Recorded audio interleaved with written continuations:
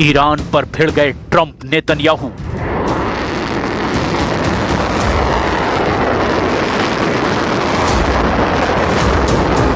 क्या ईरान पर डील और नो डील पर भिड़ गए हैं ट्रंप और नेतन्याहू? ट्रंप मांगे परमाणु डील, नेतन्याहू कहें करो हमला।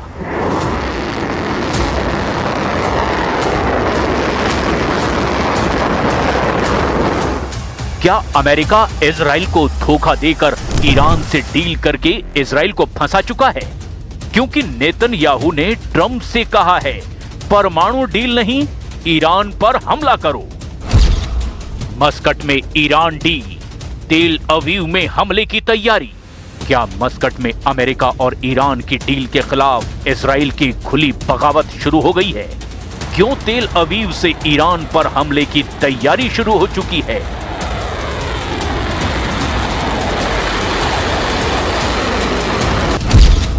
अमेरिका से पहले ईरान पर हमले को तैयार इजराइल।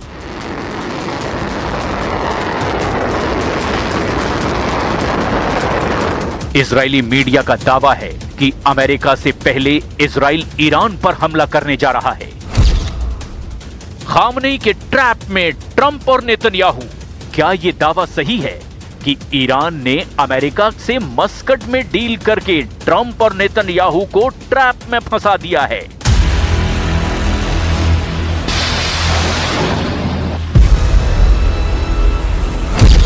अकेले दम पर ईरान पर हमले को तैयार इजराइल। अगले 48 से 72 घंटे में इजराइल करेगा ईरान के परमाणु ठिकानों पर हमला।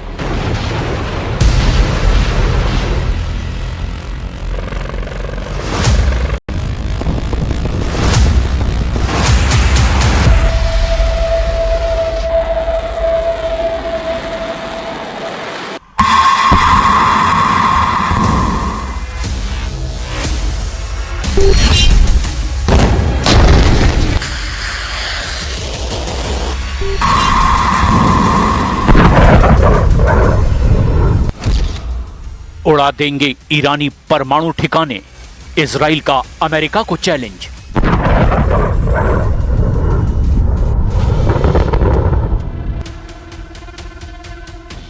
दुनिया समझ रही थी कि ईरान पर अमेरिका सबसे पहले हमला करेगा, लेकिन जब से ओमान की राजधानी मस्कट में ईरान और अमेरिका के बीच वार्ता शुरू हुई है, पूरे इजराइल में खलबली मच गई है।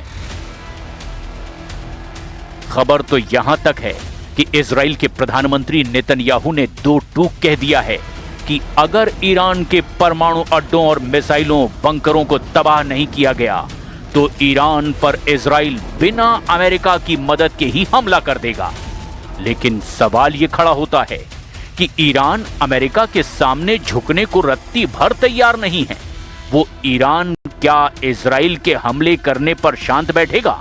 जानकारों का दावा है कि ईरान ने ओमान की राजधानी मस्कट में अमेरिका के साथ वार्ता करके इजराइल को बुरी तरह से फंसा दिया है।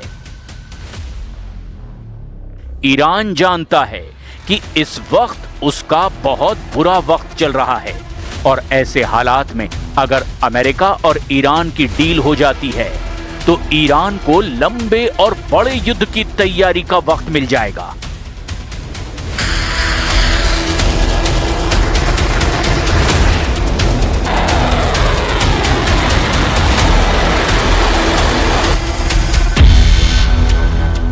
वहीं इजराइल का मानना है कि ईरान में हुए हिंसक प्रदर्शन के बाद से ही ईरान बेहद कमजोर है और इसी अफरा तफरी के बीच अगर ईरान के परमाणु अड्डों पर हमला हो जाता है तो ईरान की परमाणु और मिसाइल क्षमता पूरी तरह से तबाह हो जाएंगी। इसी को लेकर अब इजराइल के पीएम नेतन्याहू ने अमेरिका पर भड़कते हुए साफ कह दिया है कि इजराइल ईरान पर कभी भी हमला कर सकता है।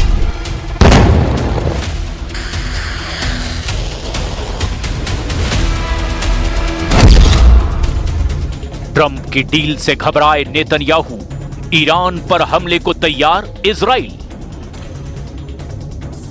ओमान की राजधानी मस्कट में अमेरिका और ईरान के बीच चल रही शांति वार्ता के बीच इजराइल की आक्रामक धमकियां इस सोची समझी सैन्य और कूटनीतिक रणनीति का हिस्सा माना जा रहा है।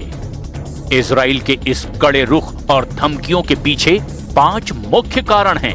पहला, समय खरीदने की ईरानी चाल का डर। दरअसल इजरायली खुफिया एजेंसी मोसाद की रिपोर्ट के मुताबिक ईरान मस्कट वार्ता का उपयोग केवल समय बिताने के लिए कर रहा है। इजराइल का मानना है कि जब तक टेबल पर बातचीत चलेगी, अमेरिका हमला नहीं करेगा और इसी बीच ईरान गुप्त रूप से अपने परमाणु हथियारों को अंतिम रूप दे देगा।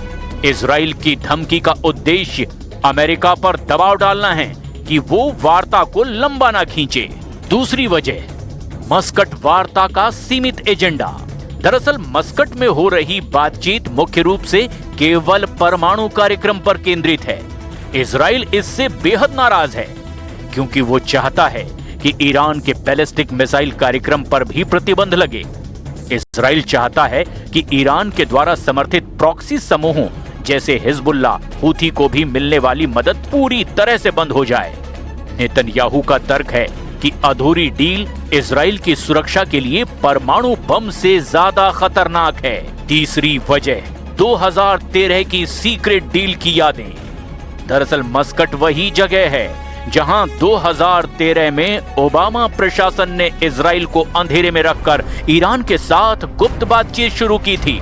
इजराइल को डर है कि ट्रंप प्रशासन भी उसे बिना बताए कोई ऐसी डील कर सकता है जो इजराइल के अस्तित्व के लिए खतरा बन जाए।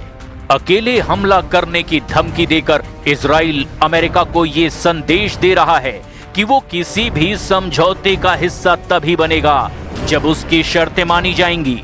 चौथी वजह, बैटलफील्ड पर दबाव बनाए रखना। इजराइल का मानना है कि ईरान केवल तभी झुकता है जब उसे विनाश का डर होता है। जब अमेरिका बातचीत कर रहा है तब इजराइल की धमकियां ईरान पर एक मनोवैज्ञानिक दबाव बनाए रखती हैं। नेतन्याहू का बयान एक बैड कॉप की भूमिका निभाने जैसा है ताकि ईरान को लगे कि अगर अमेरिका से समझौता नहीं हुआ तो इजराइल हमला कर देगा। पांचवी बड़ी वजह, ईरान की बढ़ती मिसाइल क्षमता। दरअसल ताजा खबरों के मुताबिक जून 2025 के हमलों के बाद ईरान ने अपनी मिसाइल उत्पादन क्षमता 300 मिसाइल प्रति माह तक बढ़ा ली है। इजराइल जानता है कि अगर अभी ईरान के इस ढांचे को तबाह नहीं किया गया तो भविष्य में उसका एयर डिफेंस सिस्टम जैसे आयरन डोम और एरो इतनी बड़ी संख्या में मिसाइलों को रोक नहीं पाएगा। المفاوضات غير مهم، لا يوجد فرق في ذلك. يمكن التوصل إلى نتيجة إذا كان هناك إرادة للوصول إلى نتيجة. المفاوضات غير المباشرة ليست أمرا غريبا في العلاقات الدبلوماسية. مضمون المفاوضات هو المهم. प्रधानमंत्री नेतन्याहू ने अपनी सुरक्षा कैबिनेट की बैठक में कहा है कि इतिहास गवाह है, जब बात हमारे अस्तित्व की आती है तो हम किसी का इंतजार नहीं करते। मगर मस्कट से निकलने वाला धुआं सफेद यानी शांति का संकेत नहीं हुआ तो तेहरान के आसमान में केवल इजरायली विमानों की गर्जना सुनाई देगी। भले ही मस्कट में अमेरिका और ईरान के बीच वार्ता हुई हो, लेकिन अमेरिका का युद्धपोत अब्राहम लिंकन अरब सागर में तैनात हो चुका है। अमेरिकी मीडिया के दावों के मुताबिक ईरान पर किसी भी वक्त इस युद्धपोत से हमला हो सकता है। जो रिपोर्ट सामने आ रही हैं, उसके मुताबिक अमेरिका और इजराइल सबसे पहले ईरान के परमाणु ठिकानों को तबाह करना चाहते हैं। लेकिन दिक्कत यह है कि ईरान ने इस बार अपनी इतनी जबरदस्त परमाणु तैयारी की है कि अमेरिका और इजराइल के होश उड़ गए हैं। सैटेलाइट से आई तस्वीरों ने साबित कर दिया कि ईरान अपने परमाणु ठिकानों पर कुछ ऐसा गुप्त कर रहा है जो अमेरिका और इजराइल के लिए काल बन सकता है। Likewise, had very good talks on Iran. Iran looks like it wants to make a deal very badly. We have to see what that deal is. But I think Iran looks like they want to make a deal very badly, as they should. Last time they decided maybe not to do it, but I think they probably feel differently. We'll see what the deal is. It'll be different than last time. अब ऐसे हालात में देखना ये होगा कि क्या America से पहले इजराइल ईरान पर हमला कर सकता है, क्योंकि ऐसा दावा किया जा रहा है कि अमेरिका अपनी तरफ से पहला हमला नहीं करना चाहता।